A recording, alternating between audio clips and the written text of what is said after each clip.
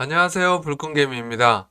데이터 인프라 3인방에 이어 오늘 영상에서는 신용평가 시리즈의 마지막 편으로 기업의 운명을 결정하는 절대적인 기업 심사위원과 경제 위기 시 돈을 회수하는 최고의 집행관이라는 완전히 다른 두 권력자를 완벽히 해부해 보겠습니다. 먼저 소개해드릴 기업이 매기는 등급 하나에 수천억의 이자 비용이 결정되는 막강한 권력을 가진 메인 심사위원 한국기업평가입니다. 이번 종목은 월봉을 가져왔는데 어디서 매수해야 손해보지 않을지 명확히 보이기 때문입니다. 참고하시기 바랍니다. 강점 1. 정부가 허가한 절대 권력의 과점 시장이 한국 기업 평가의 본질이자 모든 것은 정부의 인가가 필요한 기업 신용평가 시장을 나이스 신용평가, 한국 신용평가와 함께 3분할하는 절대적인 과점 사업자라는 점입니다. 대한민국에서 기업이 자금을 조달하기 위해 회사채나 기업 어음을 발행하려면 이 세 개 회사 중 최소 두 곳의 등급을 의무적으로 받아야 합니다. 이는 법으로 보장된 완벽한 진입 장벽이며 다른 어떤 경쟁자도 이 시장에 새로 들어올 수 없습니다. 이로 인해 한기평은 기업들을 상대로 강력한 가격 결정권을 가지며 경기가 좋든 나쁘든 기업들의 자금 조달 활동이 계속되는 한 심사수수료라는 안정적인 현금을 확보할 수 있습니다. 강점이 한국기업평가는 단순한 국내용 평가사가 아닙니다. 이 회사의 최대 주주는 S&P, 무디스와 함께 세계 3대 신용평가사로 불리는 피치입니다. 이는 한기평에게 두 가지 강력한 무기를 줍니다. 첫째, 글로벌 스탠다드입니다. 한기평의 평가 방법론과 시스템은 피치의 글로벌 기준을 따르기 때문에 국내외 투자자들에게 높은 신뢰도를 제공합니다. 둘째, 브랜드 파워입니다. 우리는 세계적인 피치 그룹의 일원이라는 브랜드는 국내 기업들이 신용평가사를 선택할 때 강력한 유인으로 작용합니다. 또한 피치와의 연계를 통해 해외 기업 평가나 글로벌 리서치 역량에서도 시너지를 낼 수 있습니다. 이는 국내 토종 자본 기반의 경쟁사 대비 한기평이 갖는 뚜렷한 차별점이자 강점입니다. 약점. 한기평의 가장 큰 약점은 그들의 모든 수익이 회사채 발행 시장이라는 단 하나의 바구니에 담겨 있다는 것입니다. 국내 회사채 발행 시장은 대기업 중심이며 중소기업은 회사채 발행이 어렵습니다. 또한 빅3 구조로 인해 시장 점유율 확대도 제한적입니다. 신규 진입자가 없는 대신 기존 3사 간 점유율 변동도 거의 없는 제로섬 게임 구조입니다. 나이스 평가 정보나 이크레더블처럼 다각화된 포트폴리오 없이 오직 이 하나의 시장에만 의존하는 사업 구조는 한기평의 가장 큰 구조적 한계입니다. 마지막으로 경기 불황 1등 집행관 고려 신용정보입니다. 이 기업은 심사위원이 아닙니다. 이들은 심사에서 탈락하거나 약속을 어긴 사람들에게 돈을 받아내는 집행관입니다. 강점 1. 고려 신용정보의 가장 독특하고 강력한 강점은 경기가 나빠질수록 오히려 돈을 더 많이 번다는 경기의 역행성입니다. 만약 경제 위기가 닥치고 금리가 높아져 빚을 갚지 못하는 개인과 기업이 늘어나면 어떻게 될까요? 은행, 카드사 등 금융기관은 부실 채권 회수 업무를 전문 집행관에게 맡기는데 그 집행관 1위가 바로 고려 신용정보입니다.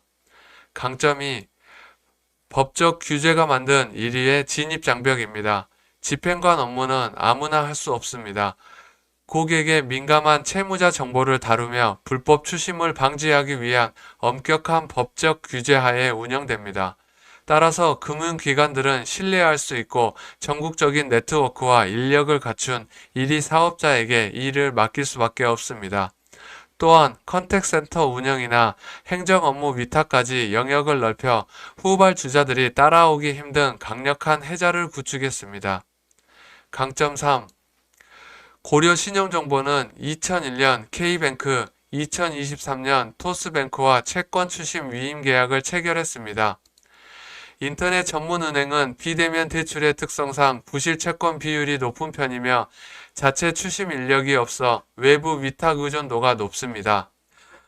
또한 공공기관의 채권 추심 업무 민간 위탁 정책으로 안정적 수주가 지속되고 있습니다. 약점: 고려 신용정보의 가장 치명적인 약점은 이들의 사업이 민생 경제와 국민 정서의 가장 민감한 부분을 건드린다는 것입니다. 만약 경제 위기가 깊어져 빚을 갚지 못하는 서민들이 사회적 문제로 대두될 경우 정치권은 가장 먼저 이 집행관들에게 칼을 겨눌 수밖에 없습니다. 예를 들어 채권 추심 관련 규제를 강화하거나 정부가 직접 나서서 대규모 채무 탕감이나 신용 대사면을 선포할 경우 고려 신용정보는 수익성이 급격하게 악화될 수 있습니다. 즉, 기업의 펀더멘털과 상관없이 정부의 정책이나 정치적 구호 하나에 회사의 운명이 좌우될 수 있는 극심한 규제 리스크를 항상 안고 있습니다. 자, 2주에 걸쳐 5개의 심사위원단과 집행관을 만나봤습니다.